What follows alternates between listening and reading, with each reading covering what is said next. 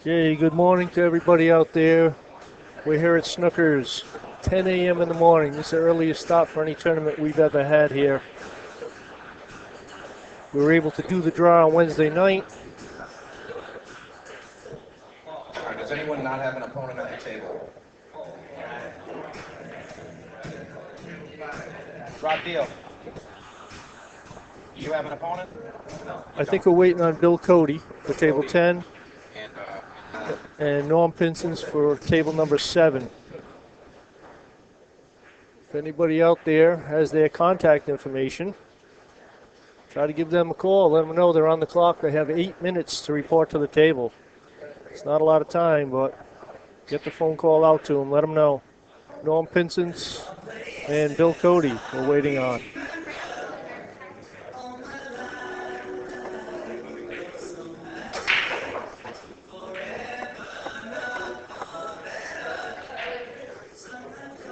Okay, on table number 1, we have Steve Goulding playing Chris Leal. This is going to be a race to 10. Both players are in the A division.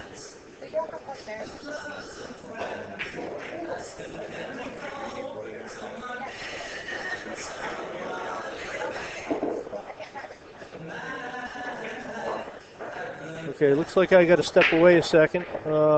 Mike will be with you guys shortly.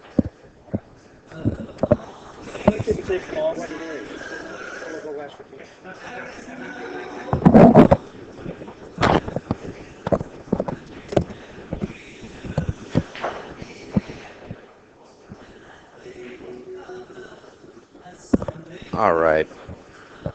It's Mike DeMarco here. We got the Bud Classic kicked off. This is the 8th annual. I'm sure Ray mentioned that to you guys. We had a great turnout this year. Had some extra promotions and things like that, and we increased our 2nd through 16th payout by almost double.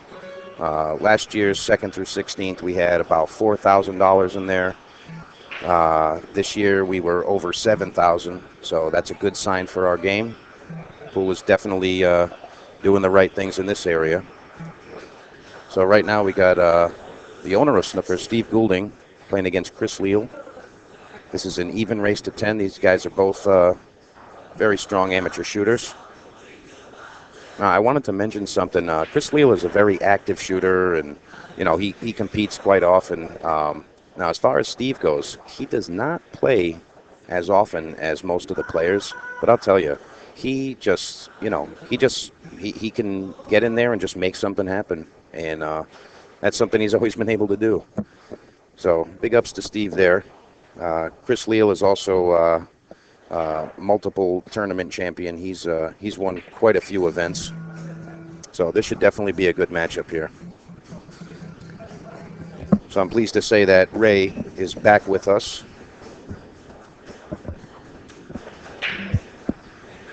Welcome back, Ray. Welcome back. Hello, yes. All right, so the Snookers staff has been notified that I am now live with you. And to leave me alone. No. So you got notification. Okay, we're still in rack 1 here, correct? We are still at rack 1. Okay. Steve Goulding doesn't play a lot of pool right now. Yeah, we were just talking about that. I was telling them how he doesn't compete as often as most of these guys, and he just manages to come in and just make something happen when he does. So. Well, you know what? A desire carries you through a lot of times in this game. So just wanting to play, sometimes you fall right into a good zone, you know what I mean? Absolutely. So it looks like we have a couple of players that did not show for their first round match. So unfortunately, I'm going to have to make an adjustment. We got 4 minutes. 4 minutes. Mike, do me a favor. Hand me a print of the chart. There you go. I believe there are some players in the building that we can get some matches going. Dennis Levesque is here, and he's playing Rock. So we could probably get that match started. Yep, and we also have Rick Barrett and Samet. That's it, yeah. So we have those two. So if it looks like it's a forfeit, then we'll get those other matches started. But, okay, here we go. Rack 2, Steve Goulding about to break. It is a rack your own alternate break format. And the 9-ball counts in the top 2 corners. Top 4. I'm sorry, top 4. Yep, not in the lower 2. Yep.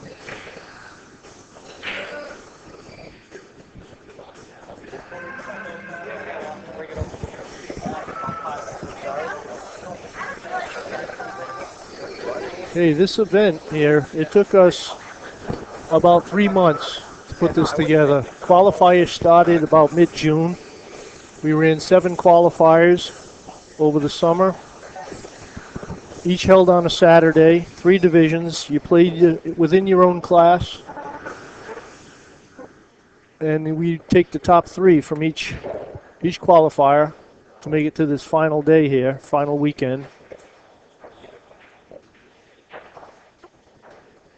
So players that qualified in June, they've been waiting a long time, but at least they could come back on Saturdays, get some practice time in, hang out with pretty much everybody that was going to be in the field.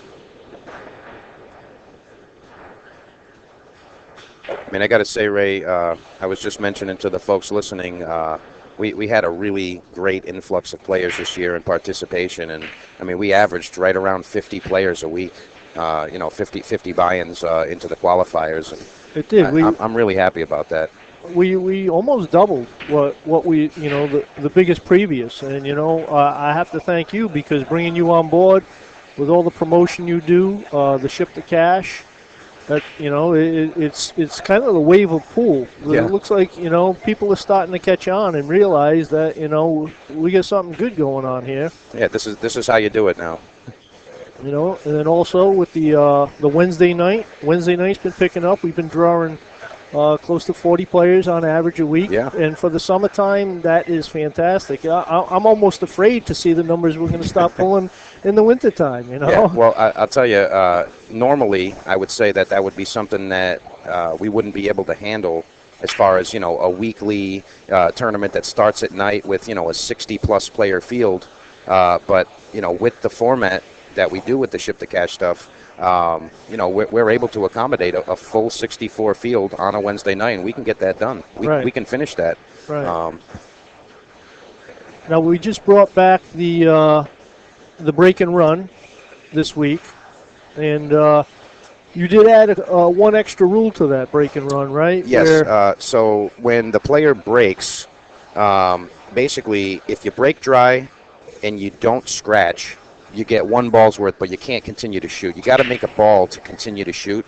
Now, obviously, it's a skill game. You can't just break and scratch and you still get paid. If you break and scratch, you're not getting paid for it. Right. You have to be able to control the cue ball and leave it on the table and make a clean break. If you can do that, you got 1 ball's worth.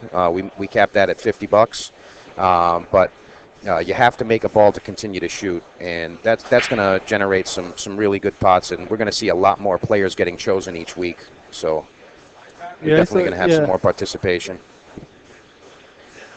I thought that was a good idea. That's going to extend the life of the break and run too, because I remember one week 2 guys hit it, and we had 3 pots going. 2 were hit, and then the other one was down to maybe 1 or 2 balls.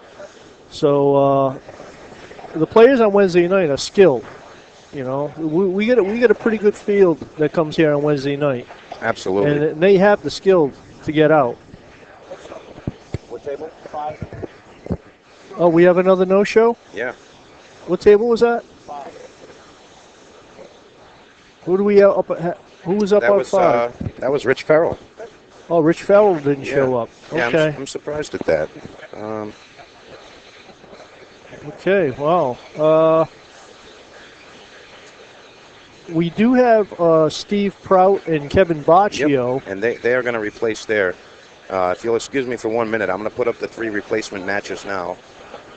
Give me 1 second. So we tried to get the news out to everybody to let them know that matches started today at 10 a.m.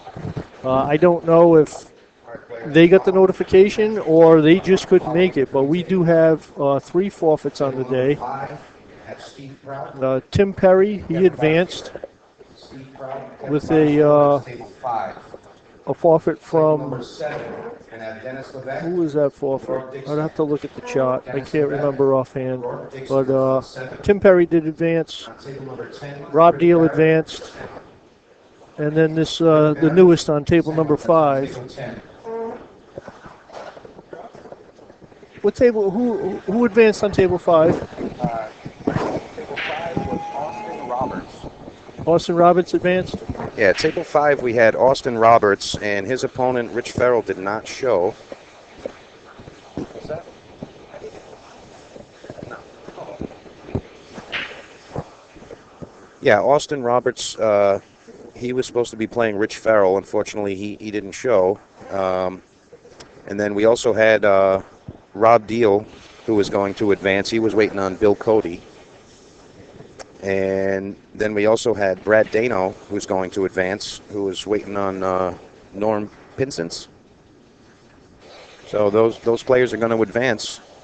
Did we get those tables going again? Yes. Yep. Okay. The replacement matches have been called. And we're going to rock and roll, get some more pool being played. All right. So we got our guy, Steve Goulding, is off to a good start. He's up 2-0 here. Chris Leal was looking to make a combination on that, and he missed the 2-ball. Missed the 2-ball completely. I gotta ask you your personal opinion on this one, Ray. So we have a pretty, I don't want to say it's offensively early, but it's an early start today. I feel like most pool players do better in the later hours. I agree. I'm one of those players that I need to wait till the sun goes down. Yeah, as soon as the sun goes down, it's like, all right, now I can shoot. But do you think that that's going to be a major factor? I mean, it's going to be a factor, but do you think it's going to be a major factor in the outcome of these morning matches? You know, normally on a tournament where you pay your entry in the morning and then they do the draw and then you stop playing. An event like that would have an impact, but these players knew 10 a.m. they had to be here, so they had a couple days to prepare for that. Yeah. So I don't really think it's going to hurt that bad.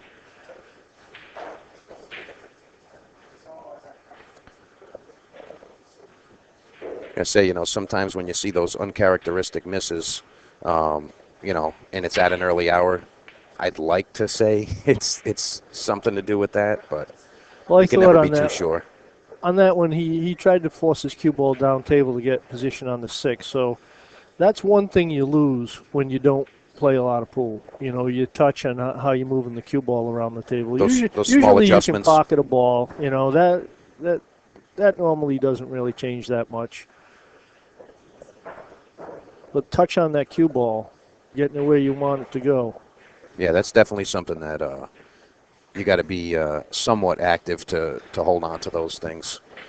Feel out the table and, be able to adjust and judge those movements.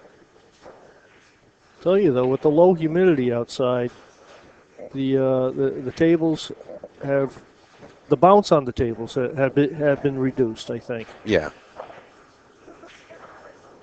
Because over the summertime, some of these tables in here, they get kind of bouncy. And it's due to the humidity. But it does seem dry in here today. Yeah, just a bit. I will say this, though. Today's weather is extremely comfortable, in my opinion. It's not too hot. It's not really cold. It's, just right. Right. Yep, absolutely. So I'm really happy we were able to get a day like that just for our event. Okay, here we go, 2-1. Chris Leal putting himself up there. Now this is going to be Steve's break here. Okay. So Chris had won the lag. And we talked about the Wednesday night tournament. And this is a little flyer that Mike actually put together for us. That gives you some of the information. And I got to say, it's a tournament, but it really feels somewhat like a training camp. You know, like you get everyone from beginner players all the way up to pro level players, and they're mixing in with each other, and they're playing each other in the tournament. Then again on the action table, they're swapping information, and it's a really nice group of players. And I want to say we have about 2 hours drive time radius, for the players that we get. We get some players from north of Boston and then way west into Connecticut. So, we get a really nice, group Right, from our area. We do. We have a pretty good player base, and I've noticed during the weeks that one group would show up and another group wouldn't, and then next week it kind of alternates, and Yeah. and that's why I think in the wintertime when both of those groups all show up at the same time. Yeah, it's going to be pretty spectacular in my opinion. Right, exactly. There's going to be a lot going on here on Wednesday night. So, but I mean, we get another week or so of summertime, after Labor Day, back to school. Clyde just walked in. I saw Clyde. He always shares our posts. Clyde's a good supporter. He plans to win the tournament today. He told me, "I am coming to win the Bud Classic." I said, "You know what, Clyde? I believe you." And you know what? That was a good straight shot Chris made there. Yeah, that was nice. I wanted to say, though, in all of the classes, A, B, or C, those three groups that we have here, there are players in each of those groups capable of winning this tournament. It's not something where, it's just going to be the best player wins here. There are players in all groups that are capable of winning this tournament. I think so. And wow, that was a very straight shot there. It is hard to group the classes we have into three, and so there's a pretty big span, in each division, Yeah. A, B, and C.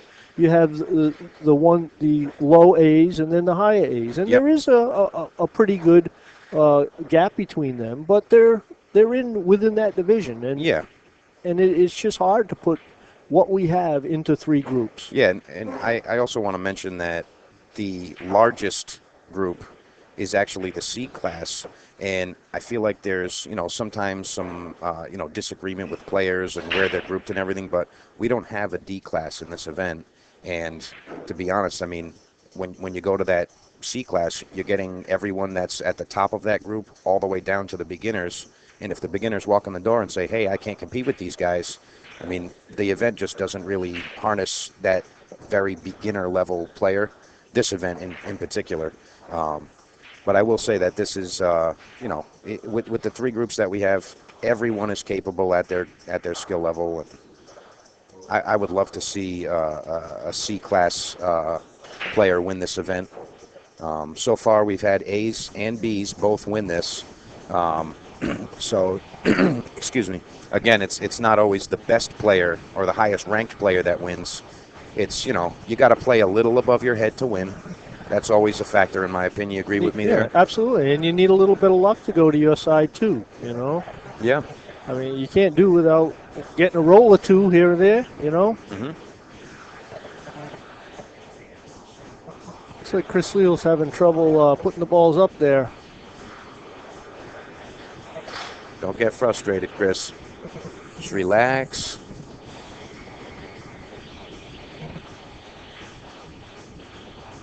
See what he's looking like there. It looks like it sat nice there for him. He doesn't look happy. I'm looking at his facial expression. He doesn't look happy with the way that it racked. We got Rich Farrell walking in right now. Oh boy. Well, unfortunately, we got to give him the bad news. All right. I'm gonna get to talking to him, explain everything to him. So excuse me for a minute. Okay.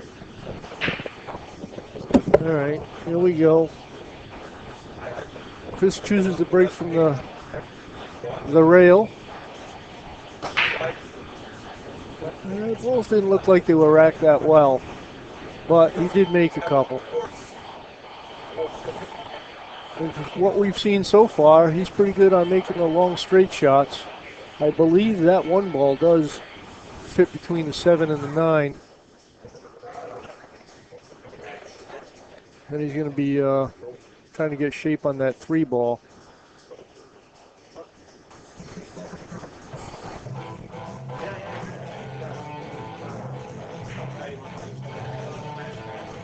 The problem is you're going to have to elevate a little bit, I think, on this 1.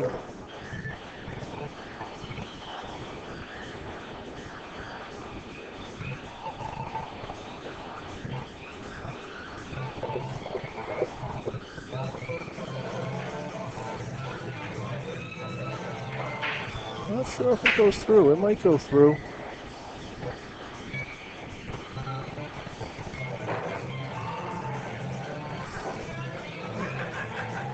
Just slightly elevated. Oh, I don't know if he was trying to catch that 4 or not, but gives the opportunity back to Steve. So, what did Rich have to say? Oh, he was ecstatic. Oh, No. What happened? He was, he was a little upset. He said that, he's been keeping his ears open, and he didn't catch wind of the of the match postings. So, he's upset about that. Well, Steve just missed a carom shot, and he's a little upset about that too. Yes, he is. And we all know what happens when we're a little upset. You got to deal with it and move forward. That was a good shot. I like that when he played the low inside there.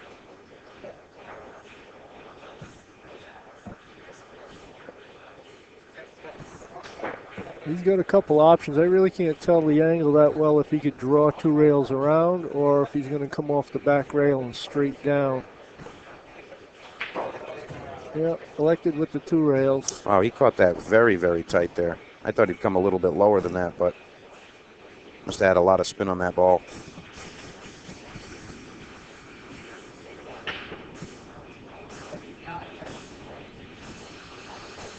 He might have to let his cue ball go. I don't know if he can hold it for the 5 on the side. He might let it go and come off the bottom rail and then play the 5 in the bottom right-hand corner.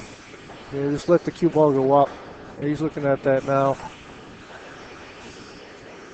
It's probably easier to do that than to try to hold the cue ball for the 5 on the side. Mm-hmm. Yeah, just kind of roll it down there. He's got to be careful, though. This bottom rail is pretty fast. Oh, he chose to utilize that speed. I like that. Yeah, right. Yeah. I like that. So you just follow up on this. 7 in the side where he's standing. Chris is looking like he's getting his composure back. He was a little out of sorts at the beginning of the match, but it seems like he's kind of bearing down now. Might have to use a little inside English on this.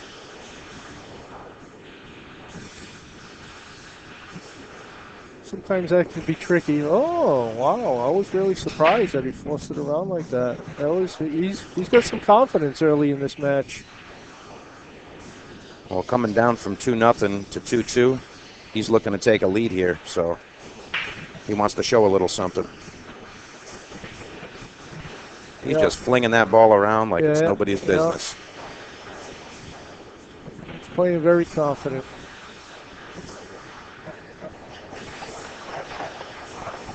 Okay.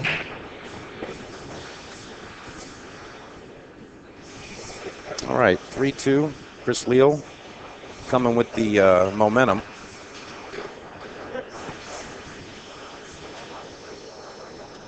So as I'm looking around the room, I mean, everybody is just right into their zone, playing their game. And I don't know if you guys can take a quick peek at this, but if you see, everybody's just kind of zoned out, doing their thing. See Jim Flanagan breaking there on table 2. Got Billy the Kid, he's shooting over on 3. And we got Cliff Medeiros on 4. See Rourke over there, he's shooting on table 7. He's playing against Dennis Levesque. That should be a pretty good match. Looks like they're at 1-1 right now. Okay, Steve's going to break from more to the center of the table. Let's see if he tries to cup break this. He did. 8-ball. 8-ball, corner pocket. You think there's any more used line in pool other than 8-ball in the corner pocket? I feel like that's the most used line in pool. 8-ball, corner pocket. I think there was the 8-ball deluxe was a pinball machine. 8-ball deluxe? And I think that's what it used to say. 8-ball, corner pocket. 8-ball, corner pocket. I'd like to try to get my hands on one of those. I like pinball. That was my favorite pinball game, 8-ball deluxe. I can't imagine why, Ray. All right, Stevie.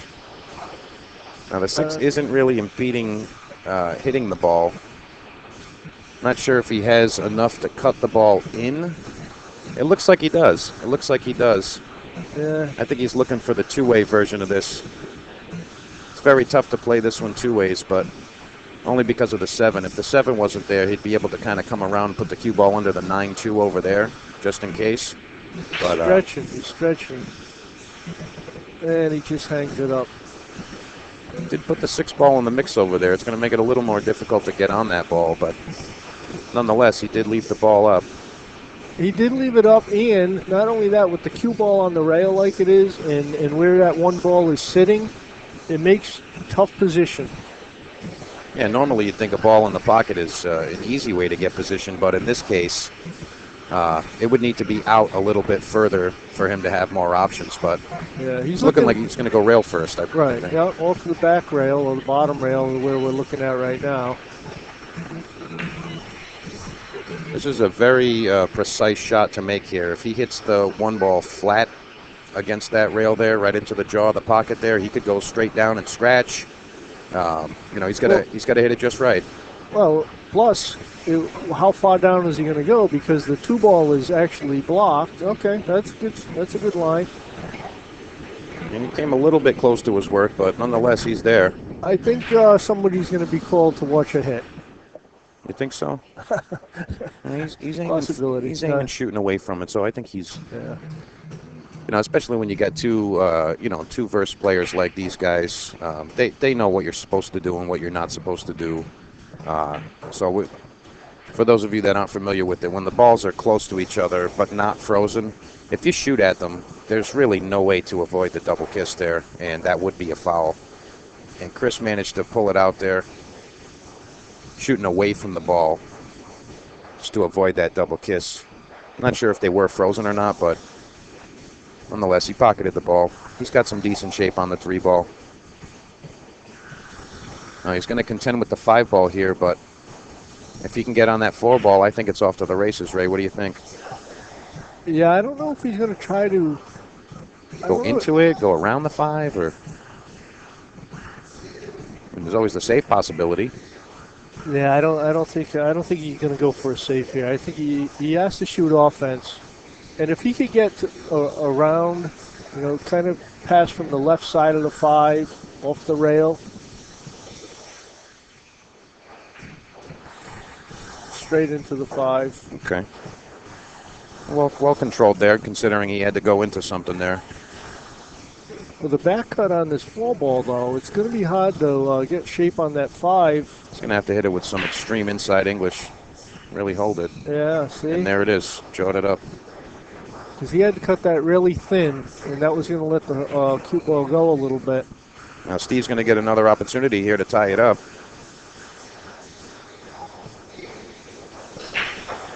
Oh, don't get too straight on that. He's a little straight there, but I think he's got enough to manipulate. And if he is too straight there, he could always draw back, just play it in the opposite side pocket. Yeah, I think that's the way he's going to do it.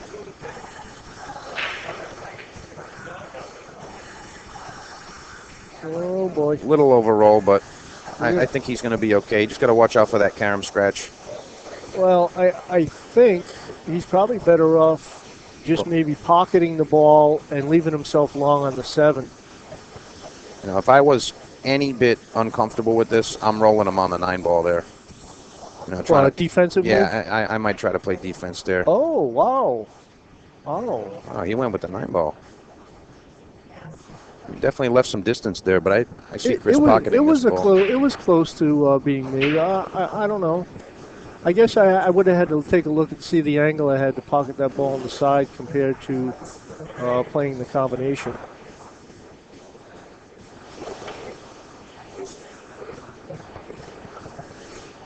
I think Chris can pocket this in the side and avoid the 9. Maybe let the cue ball go like 3 rails. Yeah, that was a tough shot to play like that. I mean, you had to be like perfect to shoot that. That was just long, straight, distance, tight table. He hit a couple straight shots earlier. Yeah, he even the first or second rack. He even followed his combination in.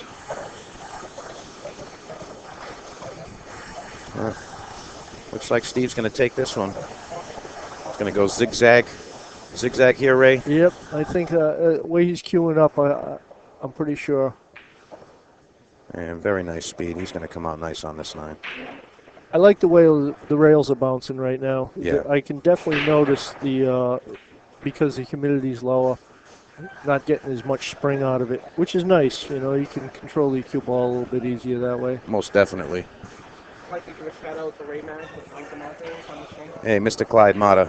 How you doing, bro? Welcome. You ready to rock and roll today? Remember when I gifted you this tournament? You did. I remember that. First round match. Me and Clyde played a couple years ago, first round match. And at the time, he was still in the C division. That must have been maybe 4 years ago, 5 years ago. He was in the C division. Well, Clyde's definitely coming up through the ranks these days. He is. He's played in a couple of the ship to cash action matches. He is victorious in the 2 singles matches that he played. We had a doubles match, and his team didn't win. But as far as singles go, Clyde is technically undefeated. Chris Leal's choosing to break from the side of the box there. And that's looking like it's working out for him. It is. But I noticed when the ball's spread there, that it seems like there's still some spaces between the balls. The 5 and the 9 kind of stayed where they were. Yeah. I mean, that's something that you really got to incorporate into your game. You know, in my opinion, I never want to see an opponent racking for me. I think that just doesn't make any sense. You know, I don't see why you'd want the guy that wants you to lose giving you a rack. But you know, when it comes to tournament play, I prefer the rack your own. But on top of that, you really got to learn to rack the balls properly. You know, it doesn't matter if you're the best breaker in the world. If you're breaking into a bad rack, it Right. can't really do much with it. So Right. players always have to Understanding the rack. Yeah, is understanding important. it, knowing what's going to happen there. But at the same time, I mean, we just want a good, nice, tight rack, no spaces, and then you can get a consistent break there. Which brings us, you know, to the magic rack talks. But I think that racking should be a portion of the game. I think it's a skill to learn, and players that can learn that can have an advantage, and the players that choose to just kind of throw the balls up there and hope, they're going to be at a disadvantage. So he played. Yeah, and thanks to Joe Tucker, too. There's more Yeah. knowledge about the racks out there with his Absolutely. racking secrets. So Absolutely. Yeah, Joe Tucker, thank you very much for letting everyone know how to do what you do so well. I tell you, it really changed the game. I don't know if anybody realizes what Joe did, but before the racking secrets era, people had no idea. They just kind of whacked them and hoped something happened. They put them, and there were some players that had an idea of how to manipulate the rack against their opponent, and no one knew about it at the time. Yeah, you know, so he revealed secrets that some of these guys were doing, and they changed. Like, their oh, game. now I see what he's doing. Exactly. No wonder I couldn't beat that guy. Every time I broke, nothing happened. That's right. So that's what he was doing to me, huh? He exposed Joe Tucker. Exposed the players. Had some guys in some windbreakers coming to his back door. Hey, where's the book? Where's the book, Joe? Yeah, play exactly. games with me. It was. It started out with the book. Yeah. That was the A little bit of an overroll. Got saved by that 4 ball.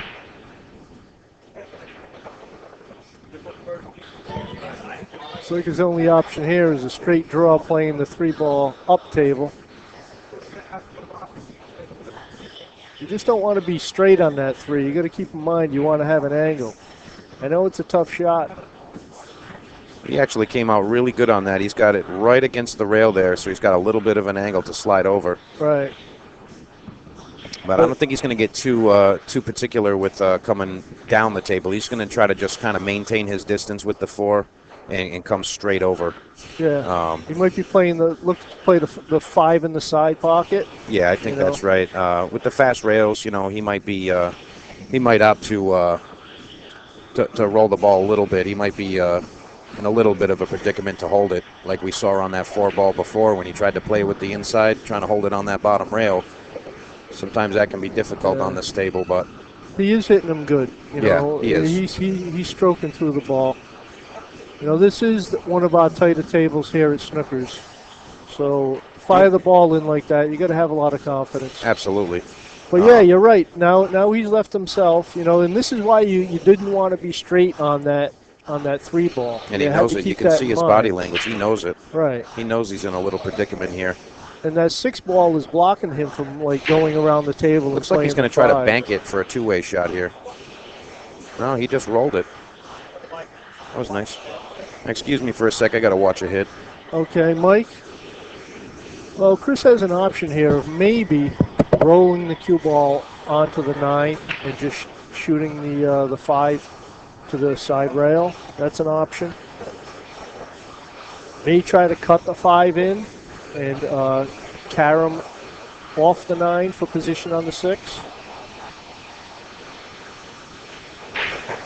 Or he elected the bank. That was kind of risky.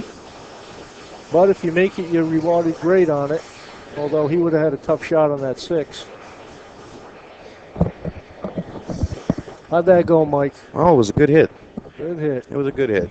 What table did you go to? We were on table 10, and we had Mr. Samut, and he was shooting a shot where he was very close to another ball. It looked like he was going to thin it, but the direction of the impeding ball was reversed as he drew into it. Right. So we're going to say that was a good hit.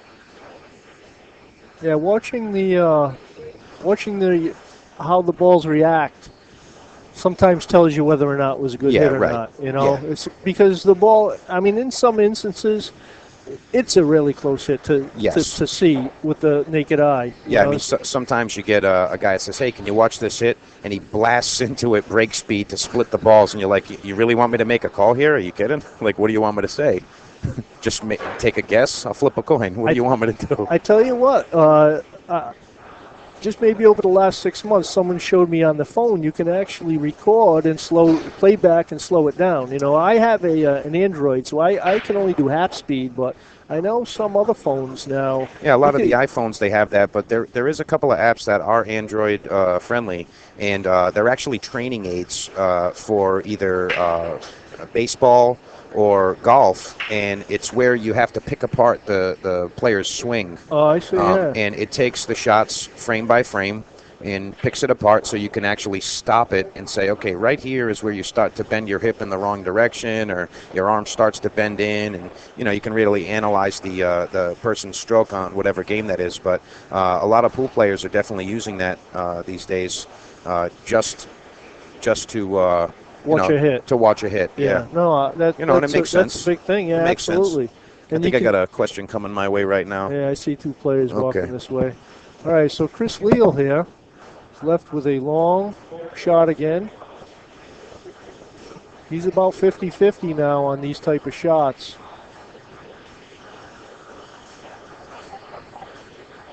I mean, if he does make it, position should be pretty easy. You're just going to go off the rail, bounce out to have the 9 in the same pocket as the 8 ball's going. Wow, he fired that in. I mean, maybe that helps him with his confidence, but he really didn't have to do that there. That was pretty much where you just shoot the ball in and let the cue ball bounce off the rail slowly. I mean, I can't fault him for firing it in. Of course, you want to just pay attention to making the ball, but you got to help yourself out a little bit. All right, here we go, players. Table number 2, Rich Minicello and Ron Ron. Rich Minicello, run, table Okay, 2. Rich Minicello and Run on table number 2. So table 2's previous match was Jared Demalia and Jim Flanagan. Jared ended up winning that, and it looked like a really close match. That looks like it was Hill. It was 5 games to 8. So whoever made that final 9-ball was the winner there, and Jared came away with it. So big ups to Jared. Well, so that was about a 45-minute match. Yeah, that was pretty good. Yeah. We appreciate you guys going at a good pace. Here at Snookers tonight, we do have the McGregor-Mayweather fight, and a lot of people are going to be here for that. Oh, most definitely. We're going to have to be isolated in our little 8-table room here. Well, that was a nice cut Steve just made. He was under the gun to get that done. And he managed to come away with it. He takes the lead again. This is a 4-3 match. I like it. Well, yeah, tonight's fight, it's going to be big. And we are charging a cover. It's going to be $25 to get in. And if you guys aren't familiar with what this room looks like, here's our main bar right up at the front there. That's going to be packed with folks. We'll have the fight up on that big screen there. This is our secondary tournament room. You can book parties in there. We're actually going to be covering those 4 tables that are in a row right there. They're going to be, we call it the Bear Garden. We do it on Sunday sometimes for Patriots games. But those tables are going to be covered. It's going to be kind of like a picnic table. We're going to have stools around, and that whole arena there, as you can see all those TVs, the fight will be on there. So that's seating fantastic. Available for the fight tonight. Yeah, it's really just a beautiful room. We are losing it for the tournament, which I hate. But that's what we're in right now. There's a New England Pool and Billiard Hall of Fame. That's our tournament room, our 8 tables. That's where all the action happens. All right, so back to table 1. Steve Goulding to break, leading 4-3. And this is a race to 10. Extended race. I like that break. That was a good break. That was a controlled break. And he's got a nice shot at that 2-ball. May have to play a combo 4-8 if he looks down the road that way. Now, obviously, he's probably going to try to play to that 3-ball on the side, but angle is critical here. Our players coming up next on table number 11, Sweet Money, Rich Minicello Sr. Put himself right behind that 5-ball. Well, I don't know if he can masse. They know. Try to come around that 5-ball. Maybe play a combination to that 9. He's kicking. He's definitely kicking on this one. Senior. Okay. Yeah, the dining room. There's no. We don't have the mic in the dining room right now. So when you announce matches, just. Was that a conscious decision there, or?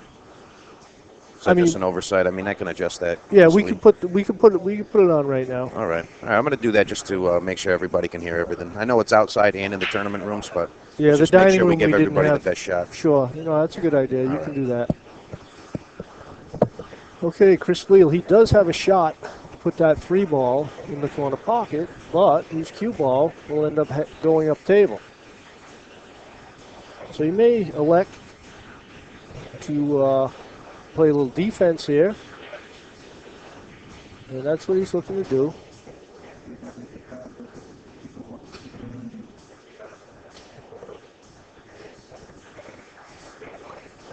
Kicking at this shot, 1 rail. Usually doesn't turn out well for you, unless you happen to pocket the ball, but to get safe on it, doing it this way, it's kind of hard.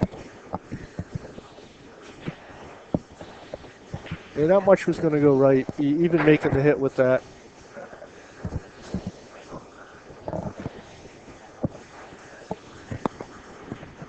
All right, so I'm back. We got the broadcast going through the entire building now. This way there's no questions. Everybody can hear the matches. Absolutely.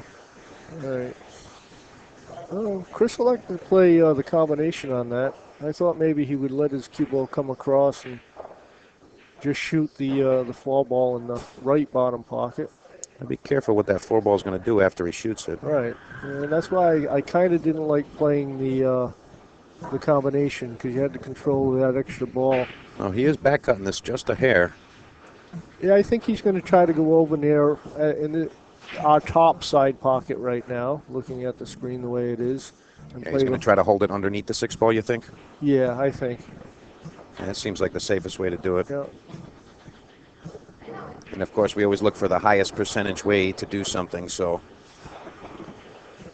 This is pretty much a little draw coming in line with the 6 a little bit. Just to here. It's almost like a stop shot. Okay. Surprised he did it that way, but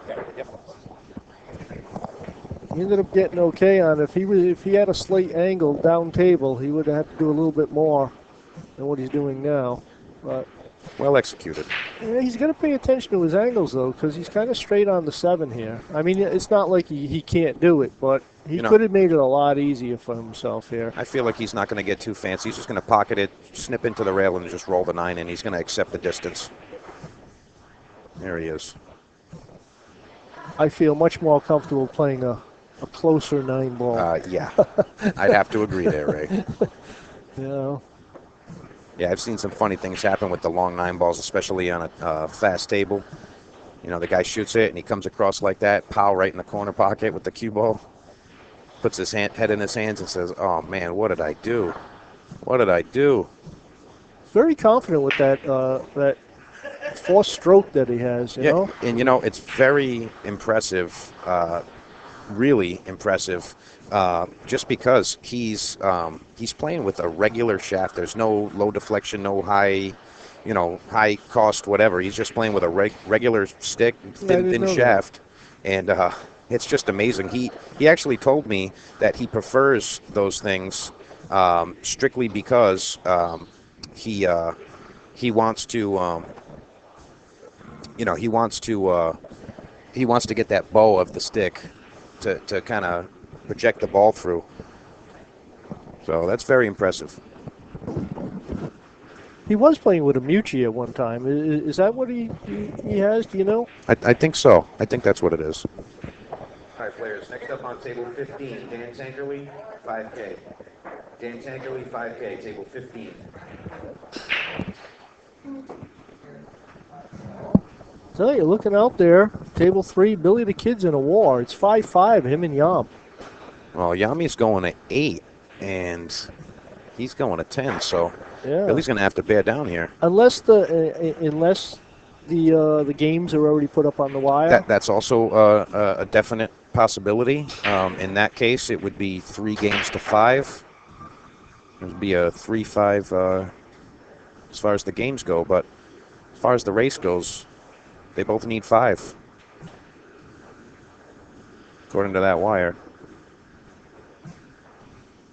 So, also we got our up-and-comer, Mr. Run Run Zoo, young gun. I believe he's in his early 20s. I think he's, 21, 22? Yeah, I don't something know. like that. I don't know how old he is. He's definitely making some strides here. He's from China. That's correct, right? Yes, he's definitely from China. And he actually has been practicing snooker as a younger player. Yeah. But he practiced snooker as a younger player, and when he just came to the U.S., he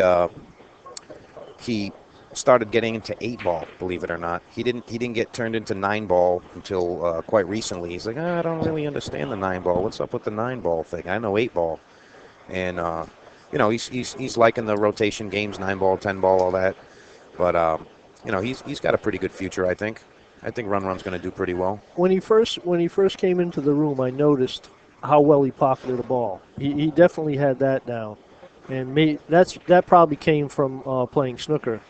And I didn't know that until you just told me about the snooker, but now I can see it. Yeah, that's where he gets his pocketing ability. And these days, I've been trying to coach him, give him a little bit of advice, and basically just telling him, you pocket the balls like an A player, but he needs to work on his banks and his kicks and his safety play and his cue ball control and all that other stuff. And that's why he's at the skill level that he is. If the balls are open, it looks great, and he'll run them out like nobody's business, but. Yeah, He's got to work on those other elements to even out that skill set. Well, like you said earlier, he's at training camp. Yeah, that's it. This is training camp here. You want to be a pool player, come to Snookers. Come to Snookers. That's exactly it. You've got some of the strongest and best advice and information available to you. And, I mean, really, it's just a $20 entry on a Wednesday, and that's what you need. That's what you get. So you want pro information? Come here, pitch 20, and get in the tournament. Snookers is like the Brown University of pool. Yeah, absolutely. It's like one of those, one of those boxing camps where you go in there, you got Apollo Creed in the corner, and a new guy walks in, they're like, who's this chump? It's like, all right, he's got a little heart. Let's see what he can do.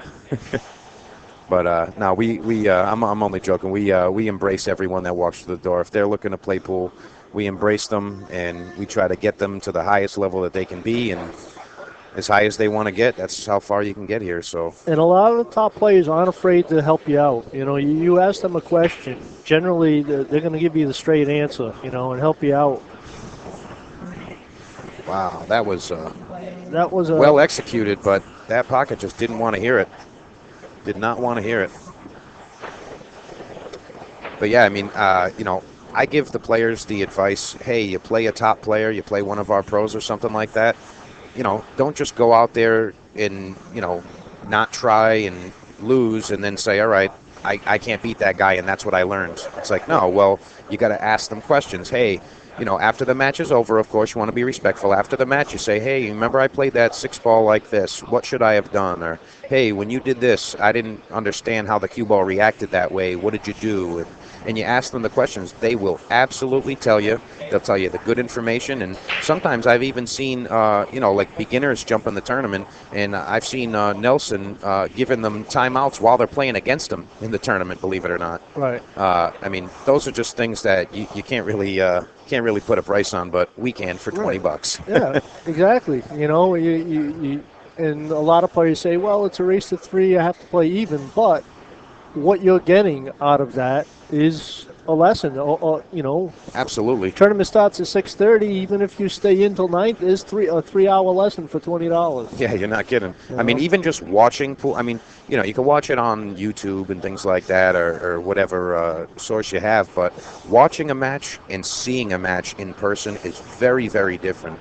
And actually seeing the rotations on the cue ball and seeing what the reactions are, it's invaluable information.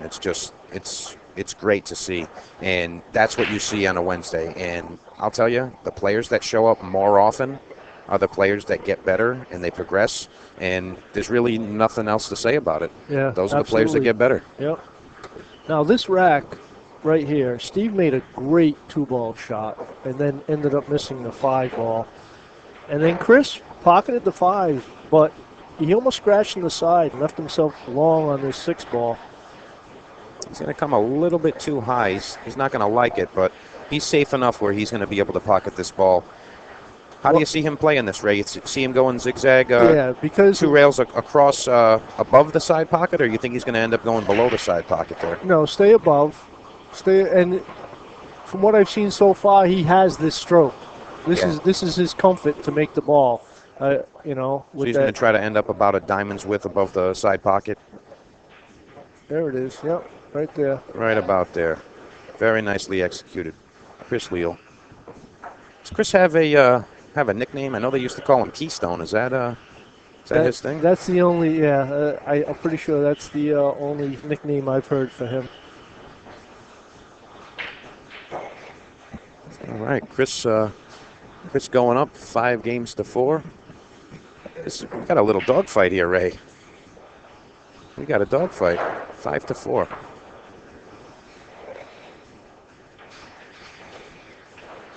Now, players are only allowed 1 5-minute break. Correct. Yes, One they're 5-minute allowed a break. break. I mean, I say this reluctantly, but you can do whatever you want with your 5 minutes. But it's got to be on your turn, and it's 5 minutes. Yeah. You got 5 minutes.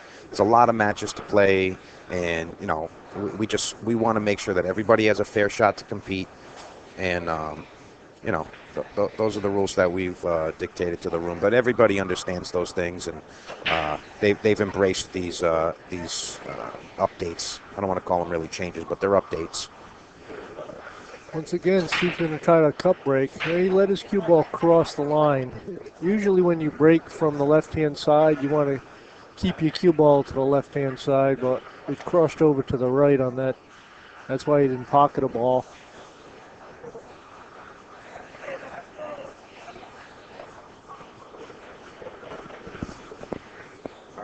Table number 13. Well, it looks like Chris has to just push out here. Turner, Lem Tanksley, table 13. Unless he can get between those balls. I really can't tell if he can get between them or not. Yeah, I guess he can.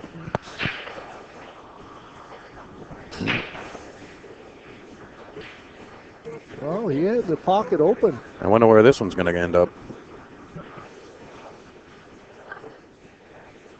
See what kind of angles he got there. What do you see him doing here, Ray? Well, see him pocketing the ball on the side, trying to get position on that 2-ball, or? Yeah, he really doesn't have to do much with the cue ball to get shape on the 2 because he'll have a line to the pocket. Yeah, all he had to do was pocket that 1 ball. That motion throws that overhead camera out of focus every now and then. It must catch the player walking around and refocuses. That's why you saw it go blurry there for a second. But I mean, this is kind of a really huge decision shot here. I mean, he's looking like he wants to play into it. Then he's saying, no, I'm going to avoid playing into it. Well, he can actually get a shot right there. If he hit that easier, he could have had a shot straight in on the 2 and then played the 3-9 combo. But now, because he came high again, now he's got to go into the 4. Now, call me crazy, but it looks like he's going to try to nudge the 4 and stall the cue ball right there.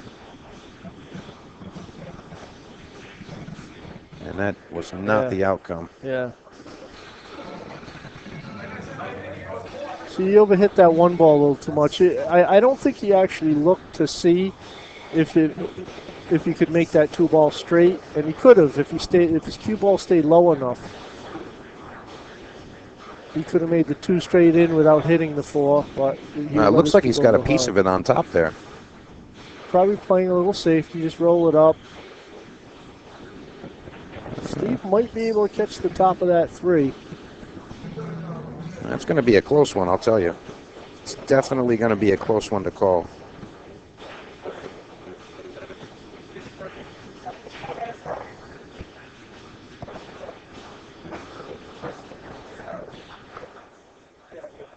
I don't know if he has enough of it to make it.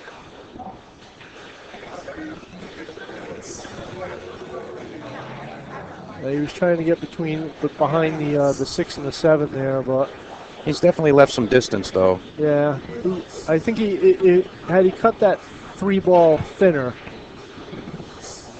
I think he would have succeeded in what he was trying to do there. Nonetheless, Chris does not have an easy look at the table here. I mean, he's really got to focus on what he's going to do with that 4 ball. I mean, pocketing the 3 ball isn't the problem here. It's what's he going to do when he gets after that. Well, if he lets his cue ball, whoa, okay. Yeah, he wanted to try to stay at the bottom rail. Kind of fade the cue ball to the bottom rail. That way, when you play the 4, you avoid the 9. See, right about there is where Chris wanted to be. If he stayed low on it, he could pocket the 4. But so I don't know why he overhit it like that.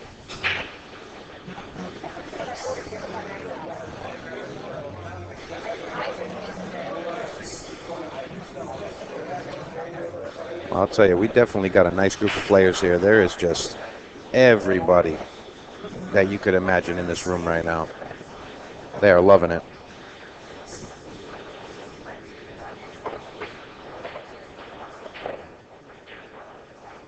Steve opted to go right towards that 4 ball. Well, he can make the 4, but he brings the 9 ball into play now. I mean, in my opinion, I don't attack this. I don't really attack this comfortably anyhow. Well, if he uses inside English and just glances more to the side of the 9, oh, he didn't even attempt it. He just played straight out safe. Yeah, I didn't like it. You know, I didn't like playing that ball right in. I think I would have played it safe myself, but obviously that fast 2 rails there bumped him out a little too far.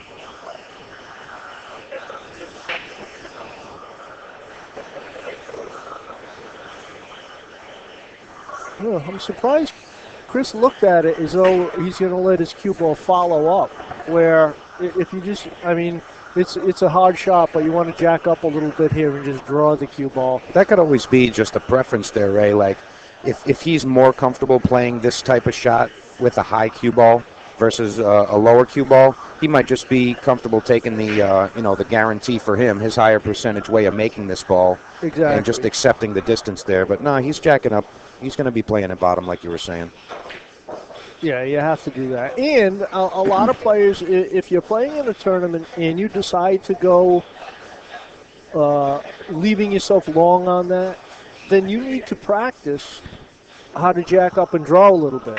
You know, you need to have that skill. So, yes, some players would have decided to let the cue ball float up, take the longer shot because you're not comfortable with the draw, but now that's something you got to write down in your notebook that when you get some practice time, that's the shot you need to work on. All right, players. Table number 14, Brian Green, Rich Senna. Brian Green, Rich Senna, table 14. I'm surprised. Chris plays a lot of pool, but his cue ball isn't that sharp. Say again? Chris has been playing a lot of pool lately, but his cue ball isn't that sharp. It's really letting it go. Excuse me for 1 second, Ray. Sure, okay.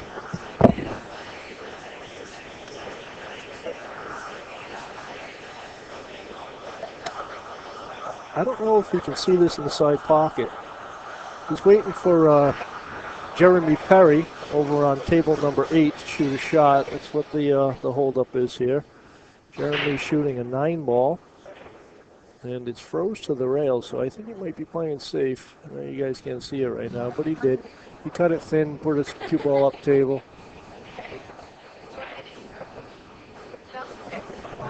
Well, looks like Chris is going to be kicking at it.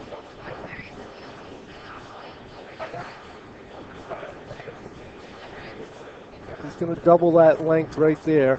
What he does is he measures it out, he doubles the length, and now that's the point in which you aim your cue ball to. You could try to find that point on the rail, where that is on the rail, and kick at it. Now you want to stay to the top side of your 6 when you're kicking at this. That way your cue ball will stay up table and you're bringing the 6 ball down table. Now he got under that. He hit to the bottom side of it. He still left Steve in a tough situation. I don't know if Steve can back cut that in. If he does, he's going to be letting his cue ball fly a little bit.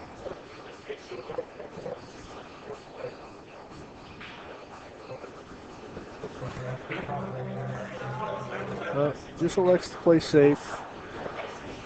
Kind of got a little lucky there. Hit the 7, put it closer to the back rail.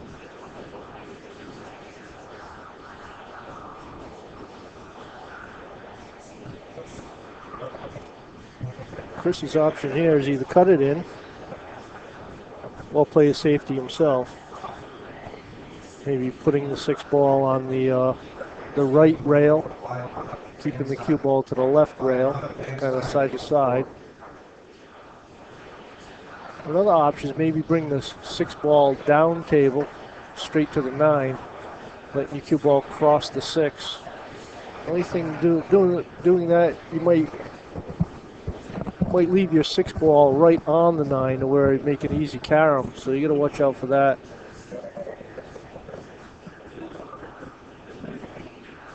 Yeah, see? That sticks. Yeah, that worked out okay. He got out, yeah. But there was this chance, maybe coming down like that, You leave the 6 next to the 9, and you might be giving it up, but he got away with it. Now, this is tough. This is tough. He might elect just to bank this. He's thin cutting it. You can. All right, players. Table number 8, T.J. Marshall. Oh, he hit the John 9, Marcinko. which was a good roll for him. But thin John cutting it Marcinko, table number was 8. hard to do. When you're not playing pool and you have to see a long, thin cut, you have to see the edges of the ball.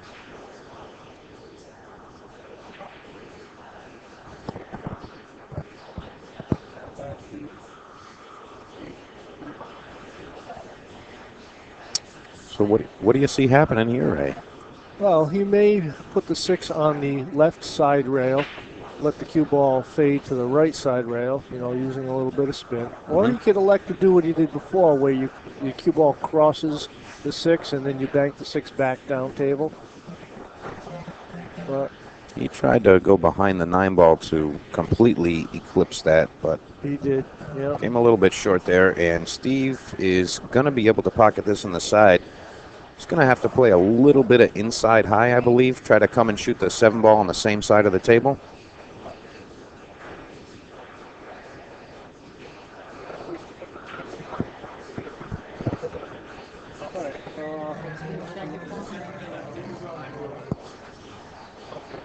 And he managed to do that. Now, this is a little bit of a touchy one here. I'm not sure if he's going to want to play inside to come above the 8 ball, or if he's going to try to go around. And pocketed the ball, but these quick rails, that inside didn't have a chance to really grab and send him over on top of the 8 ball. No, playing it like that, he would have had to go up and down with it, And by going up and down, he wouldn't have had to use so much inside. He tried to hold it for the 8 ball in the top left corner pocket, but So, I mean, you got to just come with the bank here. yeah, fire it in. Fire it, little inside. Get the job done. Yeah. Nice. And he did. Very well. He did. Very well executed shot there. A little tester here. This is what you call the ticker test. Ray, you kind of sounded like Winnie the Pooh there. Oh, A little ticker test. Well, I know that side pocket's big right now. You got to Yeah. be concerned about that side pocket. Wow. Put it in nicely. Okay. Steve Goulding coming with it. He said, I am not finished with this guy. He's in action. He is in action. He must be. He's having a good time right now. And keep in mind, Steve's playing against Chris Leal. I mean, this guy is usually a top contender in any tournament. So, I mean, you got to give big props to Steve for that. Okay, I got to run for 1 second. I'll be right back, Mike. All right. I'll handle things from right here. Hang on to some things. So here we are right now with 5-5. Steve Goulding, Chris Leal. And again, we are live from the Budweiser Classic 8th Annual at Snookers in Providence, Rhode Island. Got our beautiful room. It's going to be popping tonight with the Mayweather-McGregor fight. It's going to be pretty interesting, I'll tell you. But I cannot wait to see the finals of this tournament.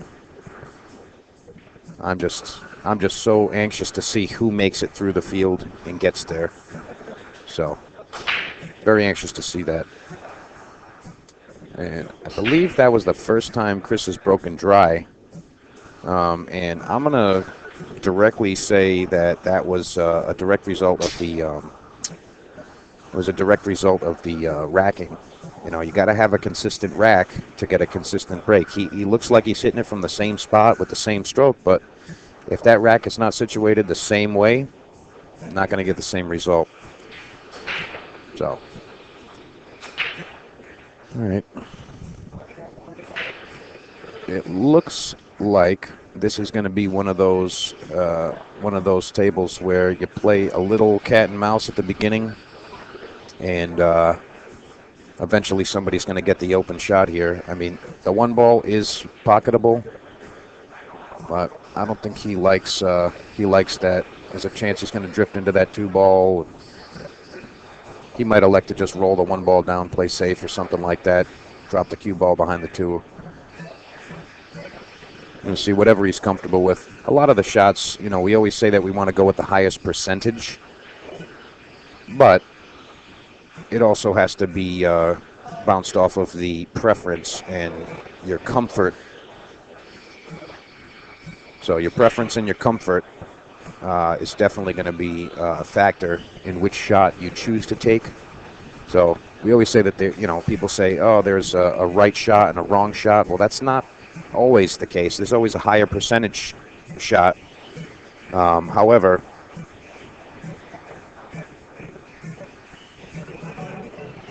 it's definitely going to be bounced off of what you're comfortable with at the same time.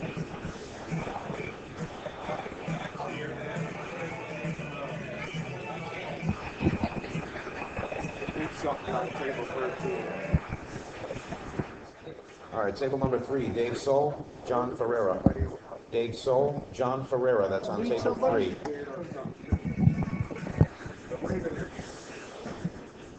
All right, you want to do that? All right, thank you very much, Ray. All right, so Chris has got the open shot here.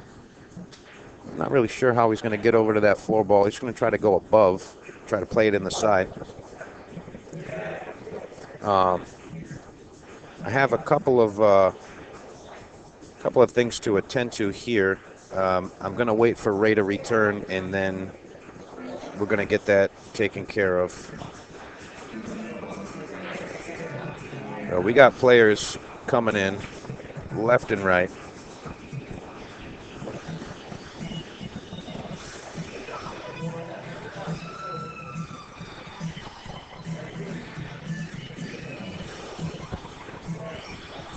Table number 9, Xavier Libby, Jim Prather. Xavier Libby, Jim Prather. That's on table 9. Give me 1 second. Hold on. I get you. And Chris misses the kick there. So Steve's going to get ball in hand. And he's got a 5-ball out.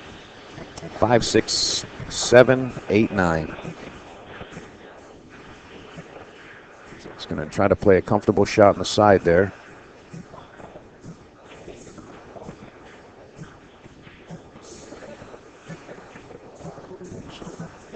He's looking like he's getting pretty comfortable. I don't see anything out of the ordinary.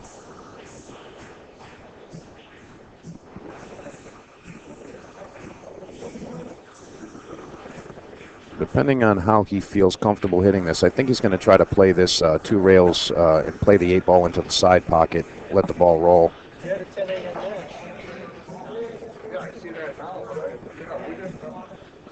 Excuse me 1 second, folks.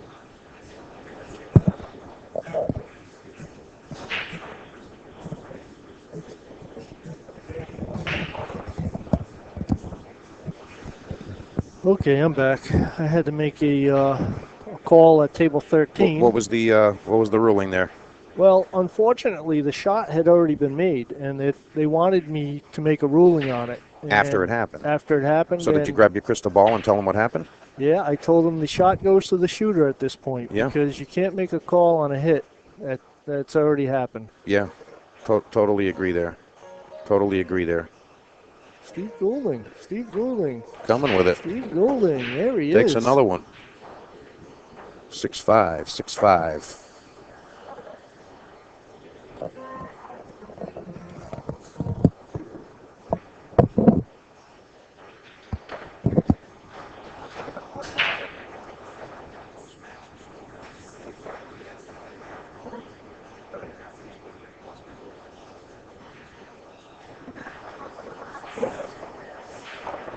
They should ask.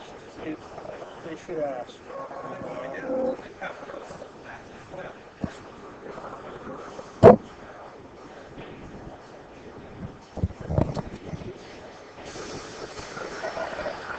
Now we're rocking with some Led Zeppelin radio. I don't know if you guys can hear that music in there.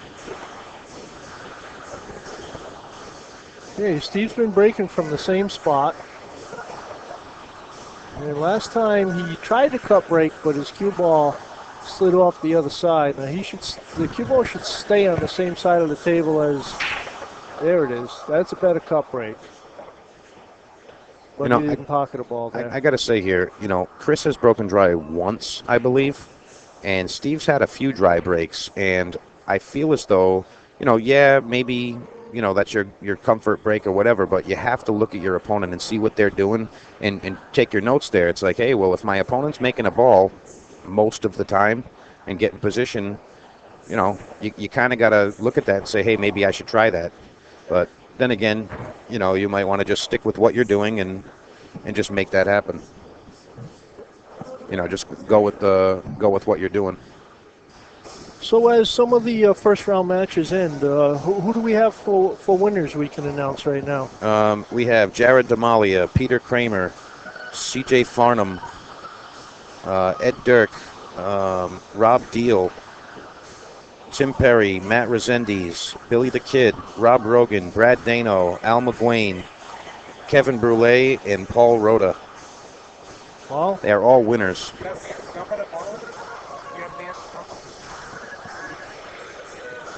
Looks like we have another player that is not here.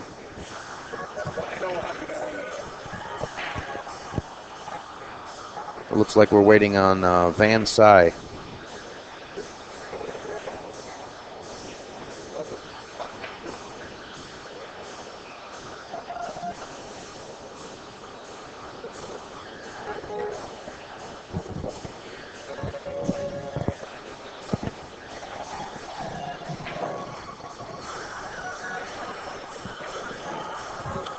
hey, Steve's probably going to be playing safe, putting the one ball on the bottom rail, two ball try up to go table. above that four ball. Yeah. And it looks like he got there. So Chris is probably going to do his double out measurement as he did before. Oh, he didn't go down. He said, didn't you go know down what? and measure I it at know this all. one. I know this one. Pound it. Wow. I'm surprised he didn't measure that out like he did earlier on a tick shot. Oddly enough, I don't know if Steve can pocket this here. I know he can hit it. I don't know if he can pocket it. No, he can't. Well, if he can really thin it, he might be able to sneak behind that two ball. Cue ball behind the two, thinning it. Or he might just let the one ball go to the bottom rail and try to get behind the two. He fouled. How did he foul? I wasn't really... I think he pushed through the cue ball. He kind of hit the cue ball twice. Okay. Well.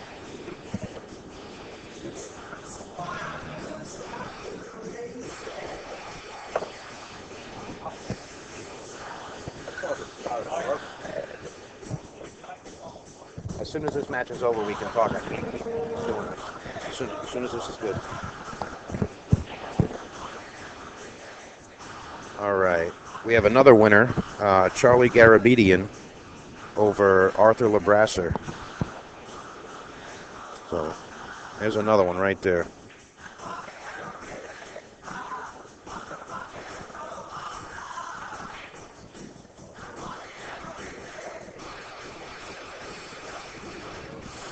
Chris is worried about that three ball. Number 6, Ivo Petro, Glenn Cumbo. Ivo Petro, Glenn Cumbo, that's on table 6. It's like the way he's sitting. He's going to either try to go two rails and play the three ball in the other corner. Yep, that's what he's doing. That was a pretty good shot right there.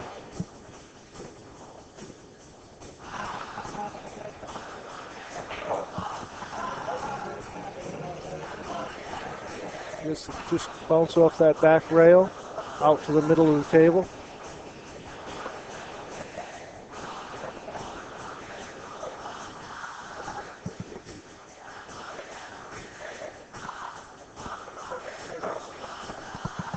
See how he plays this. If he draws to play the 5 in the top right or left. Right, decided left. Now, even though that 6 is sitting in the side pocket, don't take the angle for granted.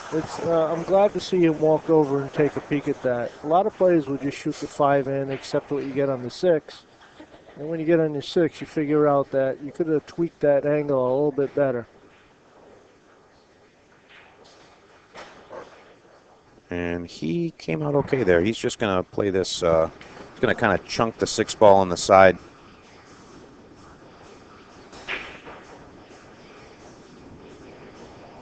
Don't want to get too straight. Well, you got to pay attention to these angles. He's not paying attention to the angles on some of these shots. I think he can manipulate this just a bit with that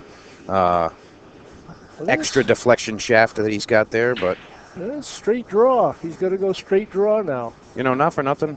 I don't know why he wouldn't just roll this. You know, just go a little forward and just play the 8 ball on the side from there. I mean, it's a very, very makeable shot from where the 7 is.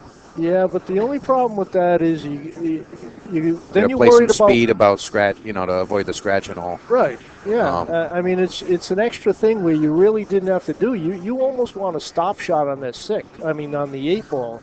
Stop shot on the 8 gets you out on the 9. You know. Yeah, he executed that one well.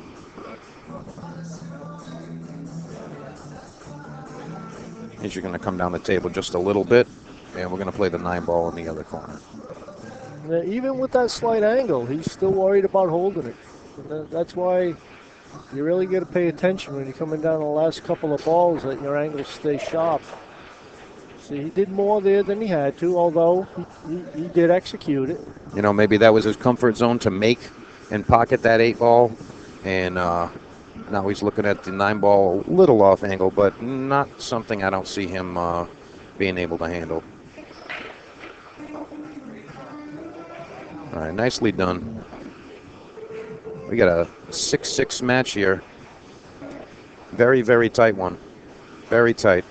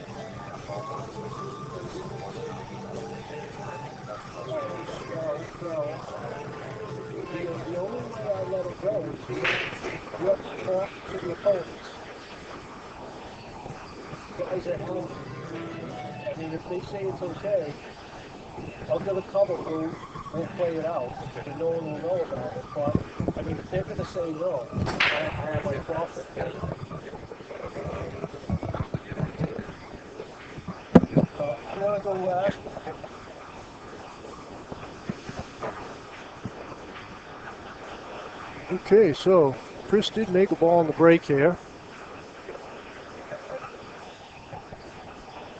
Looks like the 1 ball will slide right down the rail, corner pocket. 3-8 is set up for possible combination, but he could stay to the right-hand side of the 3 and pocket it in the top left. Just need to get the correct angle on our 2 ball. It looks like his best option is probably leave himself straight in on the 2 and then draw to get to the 3-8 combo.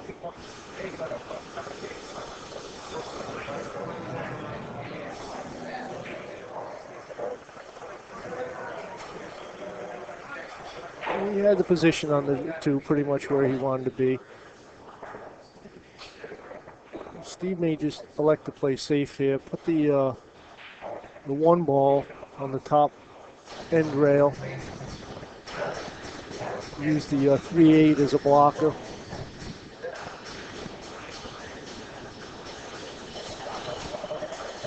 There's no sense in going for a risky shot when position on the other balls are also risky. You know, if he had an easy out, then I'd say, okay, let's try to shoot the one ball in. But well, he ended up going the other way, which is a good move.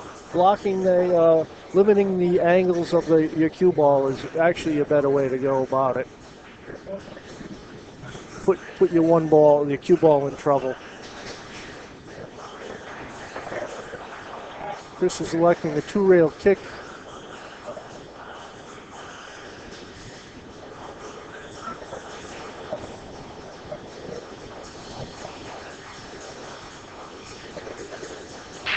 The only drawback to going the two-rail kick like that is both the cue ball and the one ball are coming down the table.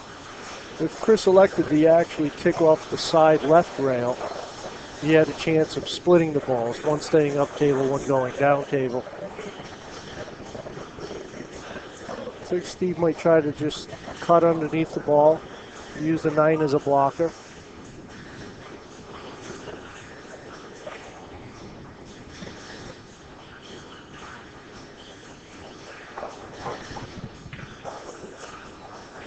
Chris is going to have to try to straighten up his angle if he goes one rail to where that 5 ball is.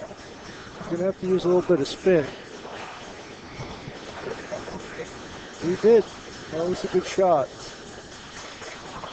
Got a good roll out of it, too. Put Steve right behind that 9.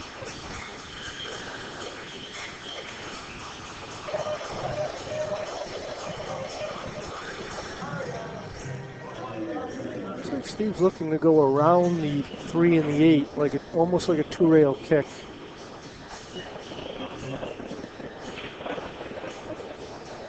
That's what he tried. Okay, yeah, he's good. Pretty good ball in hand. I don't know if he's a combination shooter, but that's a possibility. Shoot the 1-9 combo. His position on that 3 ball is still a little tough.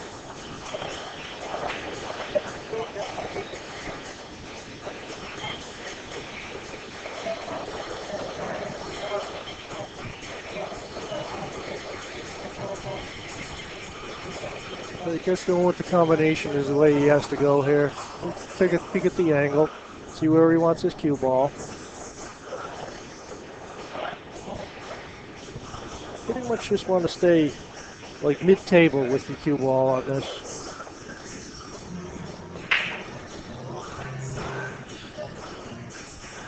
Yeah, he's coming up good on that. That's actually a pretty good angle because the 3 ball is going to head to that back rail, and the angle of the cut here, the cue ball is actually going to be going to that back rail also.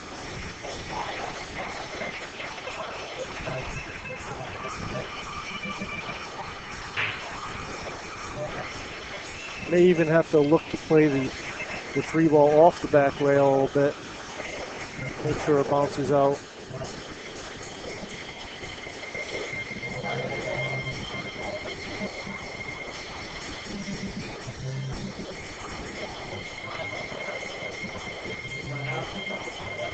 Yep, he left himself too close to that back rail with that cue ball.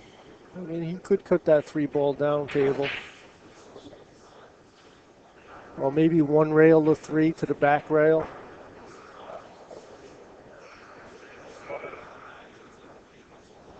He's going offensive. He's looking to, oh no. No, actually, looking at it again, he might be playing a safety. Yep.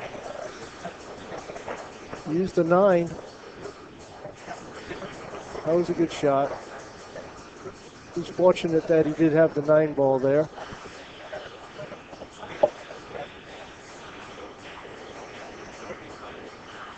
There's Steve's look at it. He's probably going to try to go 2 rails. Try to get the rail behind the 5, go to the back rail and kick 3 ball up table. You want to split the balls. By kicking 2 rails at it like that, you split the balls. That's probably as best as he could do there.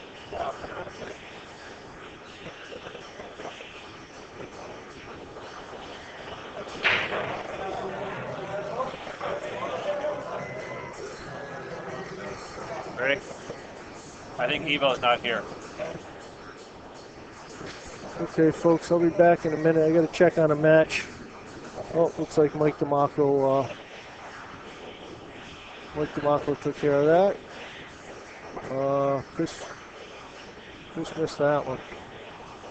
Early on, he was pretty sharp on the straight shots, but he lost a little bit there.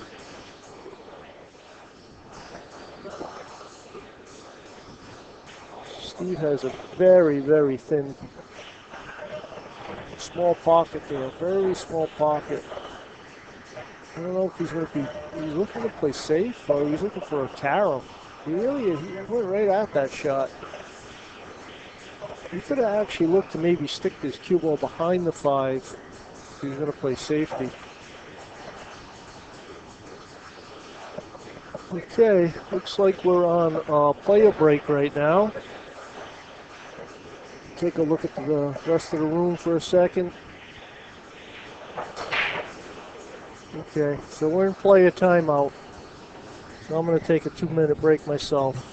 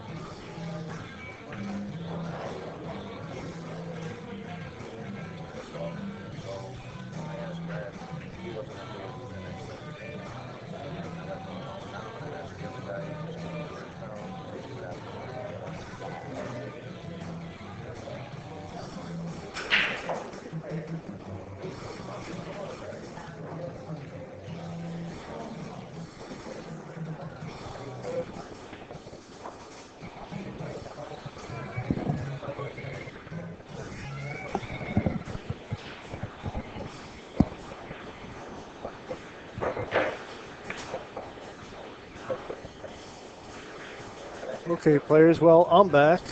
And it looks like actually both players are walking to the table again. So I just want to throw up our flyer here on our Wednesday night tournament. Start time 6:30. Entry fee is $20 for the lower half of the field. $30 entry fee for the stronger players. But it's a race to 3 double elimination event. We've been drawing about 40 players every week. So we're getting a good turnout, and that's summertime, which is really good for the summer. So we're expecting 40s and 50s once the colder weather starts. Ooh, so Chris Leal there. Get a better camera view here.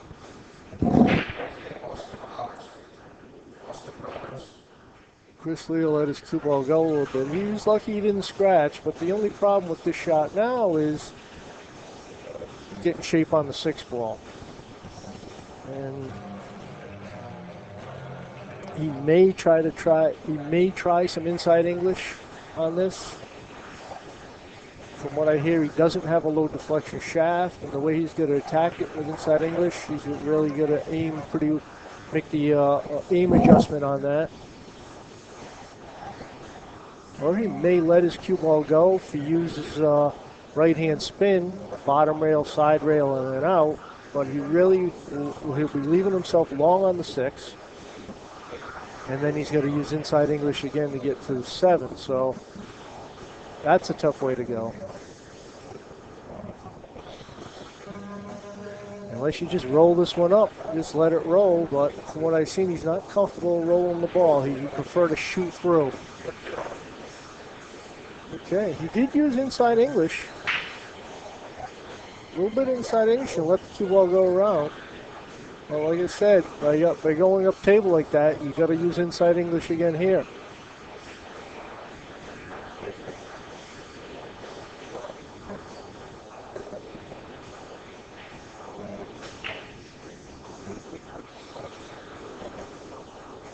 Okay, this is a matter of just pocketing the ball, almost like a stop shot stroke on it, where your cue ball will come off the side rails and across.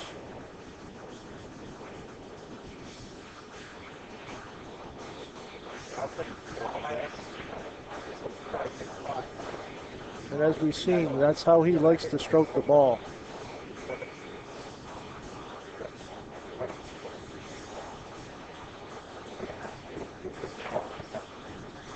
Okay, Chris Leal, 7-6. Looks like the break worked well for him.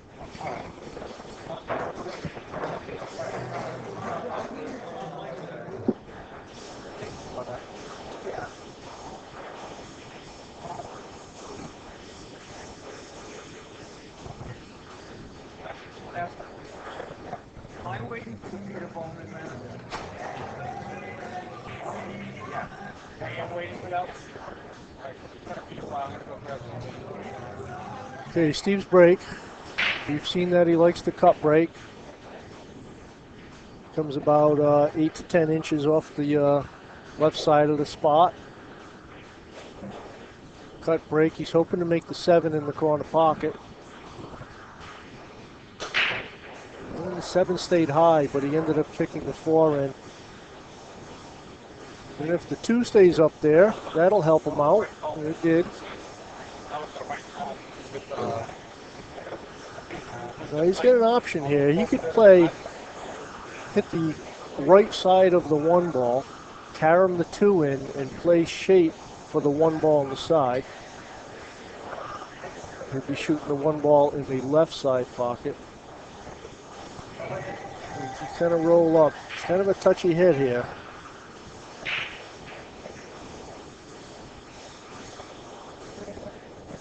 Our players, table number 6, Rand Tamla, Pete Bowman. Yeah, he had to hit easier on that. But it looks like he actually came out really good. That combination looks like it sat there for him. And that ball's sitting pretty good. I don't know if it's going to throw. The angle he's coming down into it, it looks like it might hit more towards the right point. And then he's going to worry about his cue ball. He'll have to maybe draw off his 1 to avoid the 7. And he executed that perfectly. Hit the point.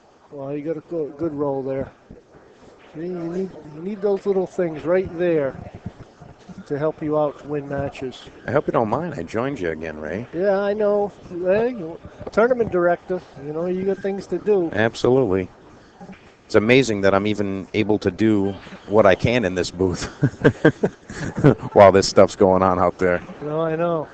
Especially when the tournament just begins like this. People want to know when the matches are coming up. But Steve has a good opportunity here. He's got to win this to make it 7-7. This is a big game. Oh, no. Oh, no. Well, he didn't leave Chris an easy shot. But, yeah, he had to get out there. Going down 8-6 in a race to 10. It's a tough one to come back from.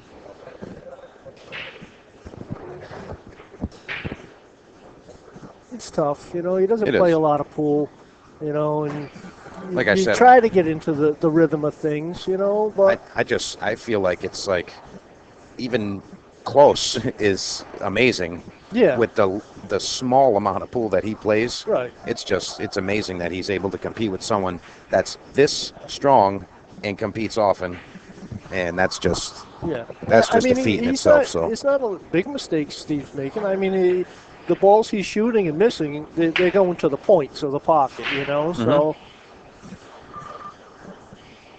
I mean, once you get to a certain level, you're never going to drop below that, that threshold. But Well, okay, so gave Steve a shot at the 3-ball, but now, what do you don't- think? That 5 isn't going by that 9 ball into the corner, huh? No, I don't think it is. So you almost have to look to play safe. You shoot this to play safe on the 5, or I mean, it's a thin carom shot. You thin that 5 and Oh, try yeah, to that's, shoot the 9, but that's. That's like a super dream.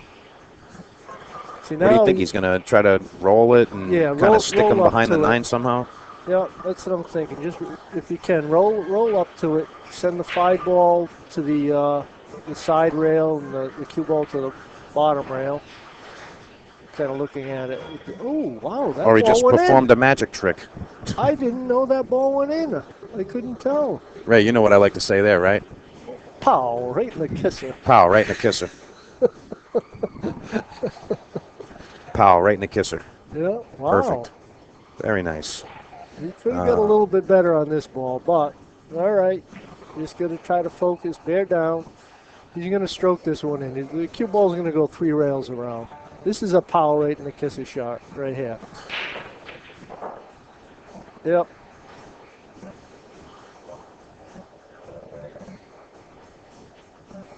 That was a big game. That was a big game to win right there. 7-7.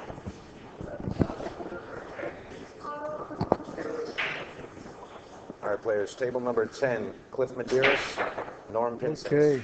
So back to our Wednesday night tournament. There it is. Norm Pinsent, table 10. We have a progressive 10-ball break and run going on that night. We once we get the field chopped down, we use one of our tables as a $5 action table. Winner stays up.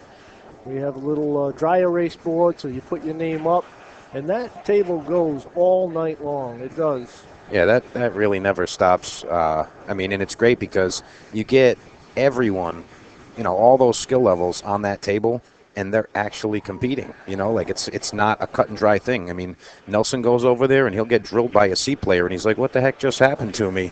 And the lesser player gets their confidence, and next thing you know, they're shooting a little stronger, and they're just Right. they're pounding it. Yeah. And the record still stands. I mean, people have come close sometimes, but the record still stands by a C+, a true C+ player, 12 in a row. Come on. 12 in a row. I didn't know that. Who was that? Justin Jamro. No kidding. Just Jam. Wow. Imagine that. Now, we've had one time we had like a 9. Another guy had, I believe, a 10. But 12 in a row by Justin Jamro. He just closed his eyes and Rain-manned the entire night. So, Great. I didn't know that. yeah, in a row. I mean, people have won more games throughout the night, but, in a row, that's a pretty strong feat. That's pretty strong. All right, so Chris just pushes out here. And I think Steve's going to go to look to play some sort of safety on this. I mean, he could try to cut the 2-ball in, but I think his cue ball is going to be heading to that corner pocket. Oh, he's actually bent over like he's going to attack it here. He did. He went after the shot. You can't fault him for that. I'll tell you what, with that 4-ball where it is, It was tough, yeah. I mean, Yeah. pocketing that 2-ball, you're sending the cue ball down kind of towards the corner pocket there. It was kind of hard to get position on the 3-ball. But, all right, now pay attention to the angles. You got to pay attention to the angles here. yeah, he's got to come a little below the line of the 3 to the side. Am I right, or I think he's following up. you think he's going to follow up? Yeah. Look at that, nice clean Snookers roll. Now, this is one instance where you're okay to leave yourself straight on that 4-ball. Yeah. Because you can play your 4-ball up in the corner pocket, and then your 5 across on the side. I want to mention that this angle is a little bit funnier when you actually see it there. And he looks like he's jacking up like he wants Actually, to yeah. draw into it or something. Yeah, it But looks like he might be going high to the 4-ball. Yeah, that's how he had to go. and he came out okay. Very nice. Very nice. Yeah, my my suggestion of drawing back there on that 3 ball, to get on the 3 to shoot from the side, my idea there was just to roll.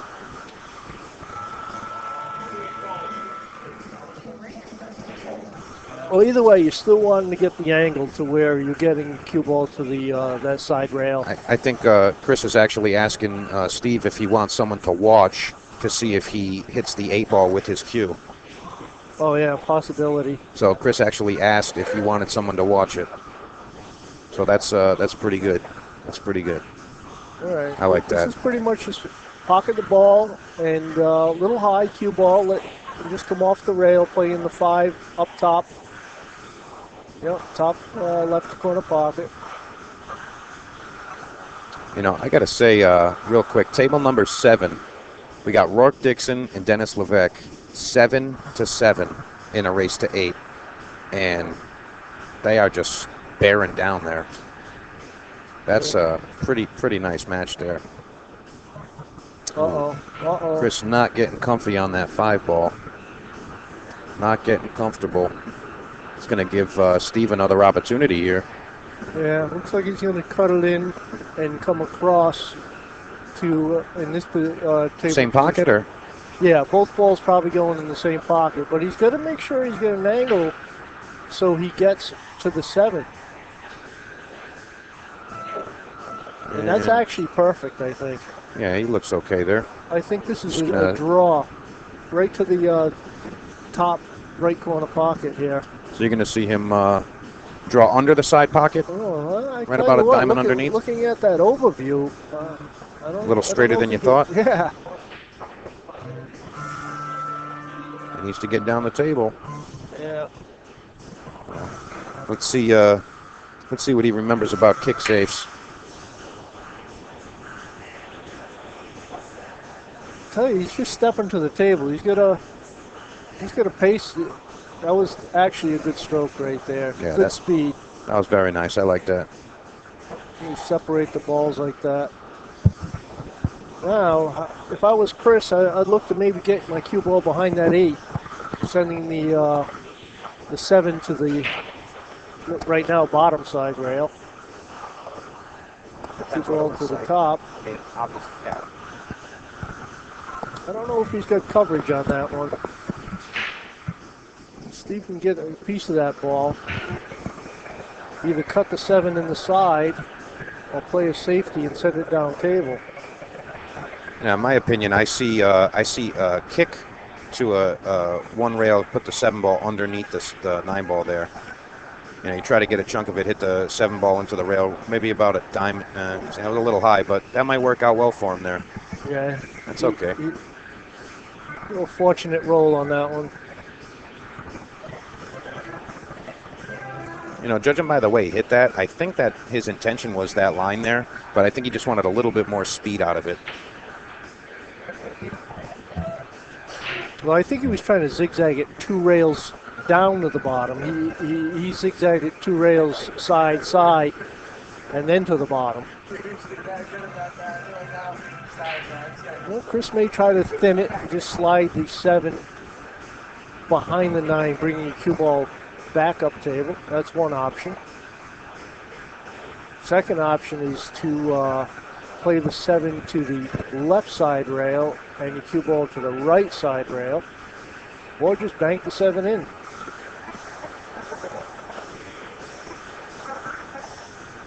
That's the second time I've seen Chris attack that same roll to try to get him hooked, and he's overrolled it each time. So I think at that slow speed, he's still not accounting for the speed of those rails.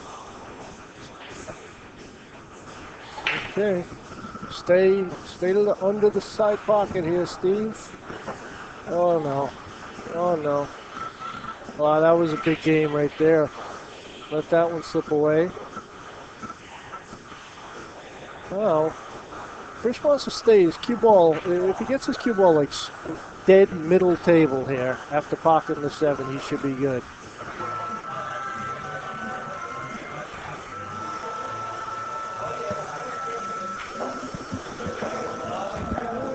Himself a little bit on the long side, but he does have an angle.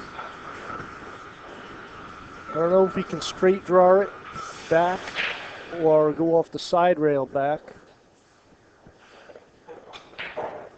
He went side rail back, Nice stroke. and that's his fire the ball in stroke that he has. Players table 15, Mario Yama, Rick Doesn't Barrett. matter, just pocketing the ball now. I mean, we do have small side pockets here. But you got to take with what you got. You have to shoot it. You got to shoot the 9. There's no playing safe here.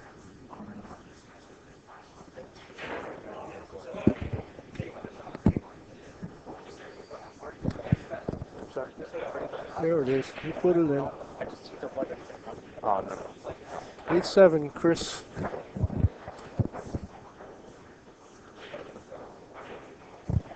Oh, what do we got here, Ray? We got a 8-7, huh? Chris Leal, yeah. Wow. I mean, and it's funny because it's not like, you know, Chris goes 8 and then Steve ties it, then Chris goes 9 and then he ties it. It's been like back and forth as far as who's got the lead. Yep. So, I mean, I can't call this match. I have no idea. Dennis Levesque was the winner on table 7. He was. Yeah, he just ended it right now. Wow. So it was Hill. It was a nail biter. Very good battle there. Steve hasn't changed his break position here. Even though he hasn't been coming out too well in the break. Well, he let his cue ball cross the line again. He made the 9 in the bottom corner. That does not count. So the ball will be spotted. 9 ball spotted. And Steve shoots from here. Yep, that was the question the players just asked.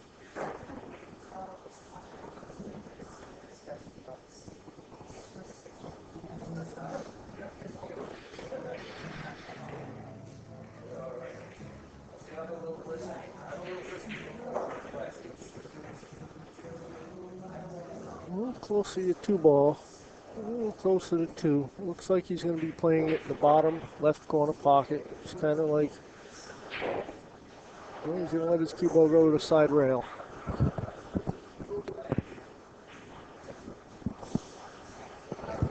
Oh, nice shot. Nice shot, Steve. Yep. I think he's going to be drawing. Use the side rail. He's got a slight angle, so he's going to draw side rail down. It's okay to be straight on this 4 ball. Spun that ball nice. Yep. Looks like he's got a little bit of an angle where he's going to utilize that side rail again. Now, it's better. He doesn't want to come out in the middle of the table on this because that'll bring the 8 ball into play. So you want to stay kind of close to that side rail, the left side rail. Yep. Players table number 7. But he left himself straight in on that ball. Should have took a peek, an extra peek at that. Mara, table 7. He is straight. He's going to leave himself in a little steeper cut on the 6 now than he really wanted to.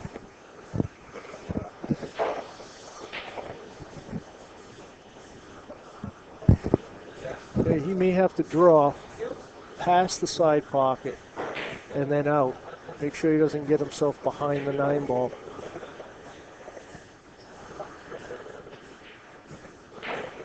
And he did that, but he ended up missing the shot.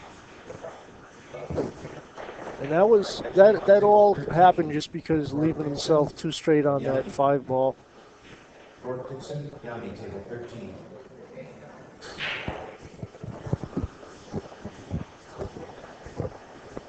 Chris may have to force follow this and kind of go 2 rails down table. He's looking at that. Yeah, there's not really any hope trying to come backwards. So, Yeah, he's going to go forward with his cue. you know, I don't know who's comfortable with it, but no. 13. I don't know how comfortable Chris is with this, but I actually like a very slow rail first shot. It's very nice and soft off the rail. He punched it very well. Yep. I like that. He left himself a little long, but I think if he draws, and goes 2 rails, bottom rail, side rail, and up towards the 8. He should be okay. I don't know if he's got that angle. He's taking an extra minute to look at it, so he doesn't like something about it. I don't know if he could cut it in. No, he's not going to. It looks like he's bottom cue ball. Now you overspun that one. He overspun it, yeah. You had to dig deep on that and draw the ball. You really had to draw off that bottom rail, side rail to get the angle on the 8. He let the spin release on that.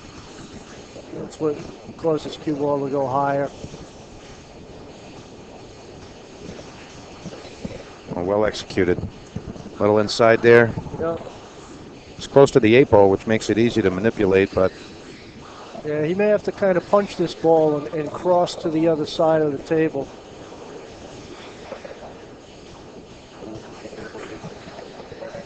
avoid that side pocket, and he is good. No worries at all for Steve. Nah, are you kidding me? Pow, right in the kisser. Yeah, exactly. What he said. Okay, 8-8, folks. 8-8. Wow. This is a I guess incredible battle here. I guess I see this going hill-hill. How can this not go hill-hill? I'm definitely with you there.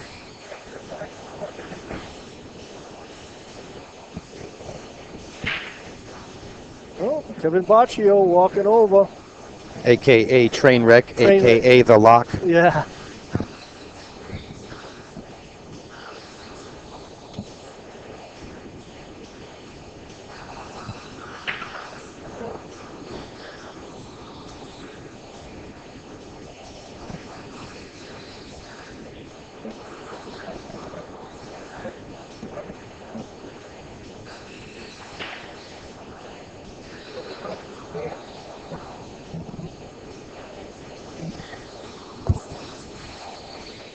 Players, table number 5, Mike Pettit, Lemon Tanksley. Mike Pettit, Lemon Tanksley, that's on 5.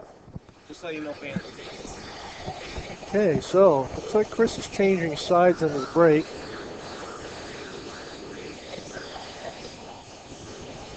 See how those balls spread. I've noticed the balls kind of like jamming up on his break. Well, that was a good rack. That was definitely a good rack. Made the ball, shape on the 1.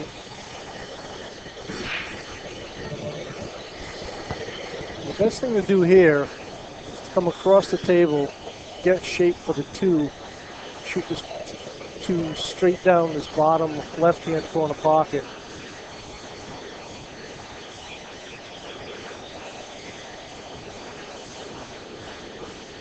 So you can look to play the 3-9 combo, or look to play the 3 in the bottom right corner pocket.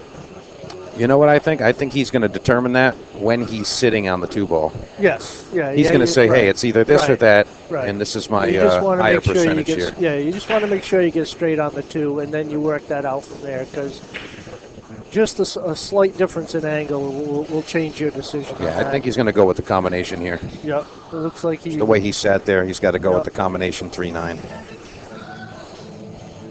High cue ball, high center cue ball. I'm surprised a lot of players, you really should walk down and just take a peek. Just take a peek at the angle. I mean, he knows he wants to be down there at the bottom, but you don't want this type of thing to happen. Well, you know what? No longer do I see a combination. I see a carom. I see him playing the 3, the cue ball off the 3, off the rail, and trying to nip that 9 ball right into that corner. That's okay, and what he should actually be thinking about is banking the 3 ball, bank the 3 ball to the, now it would be the top rail, but you bank the 3 ball. So you think he should play this with some speed here? Yeah, you bank the 3 ball like straight down the table, and then you're playing the carom too. So if you miss, your 3 balls on the opposite end of the table throws to the rail. Looks like Chris is kind of focused on the roll of this. I don't know if he's going to hit it hard. I'm going to find out here. And he executes. He executed well there, yep. Chris Leal, 9-8, bringing him to the hill. We actually didn't even play a straight carom on that. It looked like the cue ball hit off the bottom rail. Yeah, I think that was the case there. So we are coming up on, let's see, our next match scheduled here. We have, what is it, Dev and Mike Minicello, Oh, yes. which yes. that's going to be a Yeah, nice that's gonna match be to a see great here. match. Yes. Can't wait to see that. Some matches that we're going to be seeing soon. Jared Demalia and Len Cumbo. We're going to be seeing Ed Dirk and Rob Deal. Tim Perry, Clyde Mata. 5K, Matt Resendiz. Dennis Levesque, Billy the Kid. Rob Rogan, Brad Dano. Yeah, no change in Steve's break position here. Cue ball crossed the line again. I mean, he's And got he that made 9 that ball in the right. corner down well. Well, I tell you what, if that actually counted, The set would be over, sir. It'd be over. That'd be 2 games, yeah. Yeah, it would have been over right there. That would have been the end of it. Okay, here we go, Steve. He's got the shot on the 1.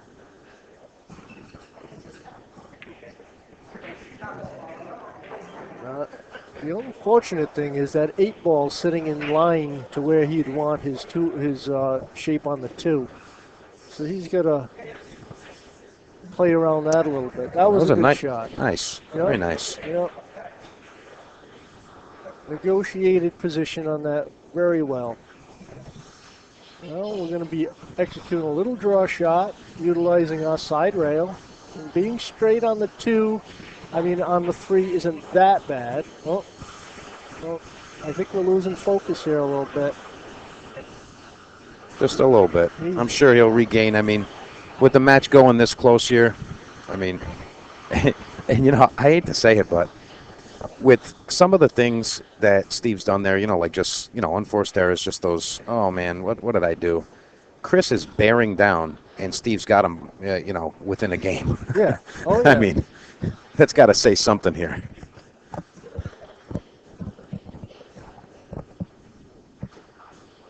So, yeah, Ray. I'm happy with the turnout here. Everybody's enjoying themselves, playing some pool.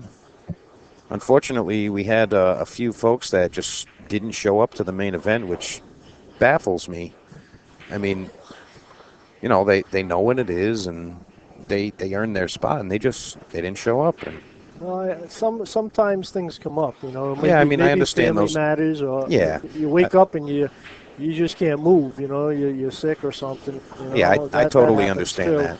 I totally understand that. It's just, you make the commitment to qualify knowing that the main event is on that particular day. I guess a thing could come up, but it still baffles me, But hey, the folks that made it down, somebody's going to get that 5K.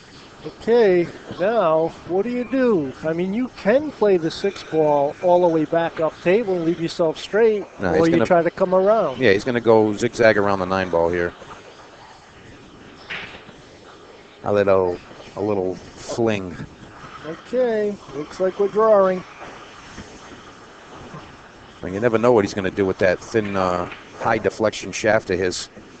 He started this run with an inside English shot on the 2 ball, which he handled pretty well. So I don't think deflection is much of an issue. He's been playing with that cue for forever. Yeah, no, it's never an issue for him. It's just, sometimes I see him play a particular shot. He's straight up into the corner or something, and he hits it with that inside, and it just, it does what you don't think you can do. Right. Yeah. Okay, folks, here we go. He's 3 balls away from the finish line. Can he maintain?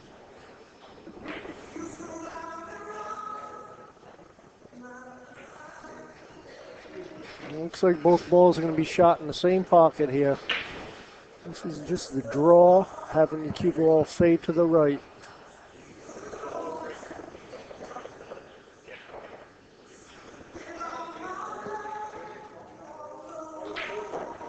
Pow, right in the kisser. Pow, right in the kisser. Let's see, what's he looking at here? All right, just a little gut shot here. And Chris Leal maintains, and he takes the 10-8 victory over Steve Goulding. And again, we're at the 8th Annual Budweiser Classic from Snookers in Providence, Rhode Island. And we got a nice match coming up for you next. We're going to have Mr. Mike Minicello and Dev Bhattacharya. So we'll be right back. Stay tuned.